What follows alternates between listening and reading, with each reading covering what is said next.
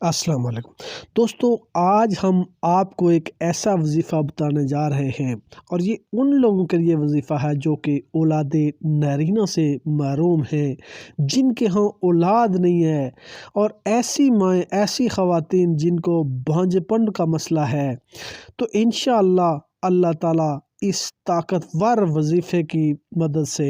ان کا بانجھ پن بھی دور ہوگا، ان کی ولادت میں بھی آسانی ہوگی، اور اللہ پاک انہیں نیک اور صالح بیٹا بزرگ جو کہ غاروں کے اندر ان کے ہاں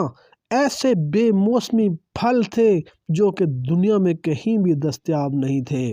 اور جب ایک بزرگ جن نے جا کر دیکھا کہ ایک بے موسمی پھل ایک شخص کھا رہا ہے تو وہ دیکھ کر بڑے حیران رہ گئے، اور پھر اس نے اس راز سے پردہ اٹھایا کہ وہ کون سا ایسا عمل کر رہے ہیں کہ جس کی وجہ سے انہیں بے موسمی پھل مل رہے ہیں۔ اللہ پاک اس غار میں سالوں سے اس بزرگ کو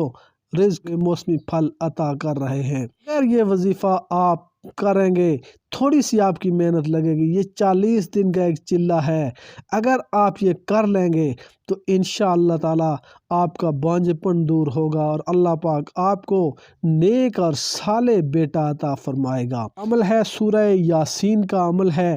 تھوڑا سا مشکل عمل ہے، لیکن آپ نے اس کو 40 دن ہی کرنا ہے اور آپ نے محنت سے کرنا آپ نے اس طرح ہے۔ وہ تمام مائیں، وہ بہنیں جو کہ بانجھ پن کا شکار ہیں، جنہیں اولاد نارینہ، جو اولاد سے محروم ہیں یا اولاد نارینہ سے محروم ہیں، ان کے لیے بھی یہ وظیفہ بہت زیادہ مجرب یہ وظیفہ ہے۔ آپ نے ہر روز سورہ یاسین کو 81 مرتبہ پڑھنا ہے، یعنی ان تمام ماؤں بہنوں نے سورہ یاسین کا یہ وظیفہ 81 مرتبہ ہر روز سورہ یاسین کو پڑھنا ہے، اول آخر درود پاک پڑھنا ہے،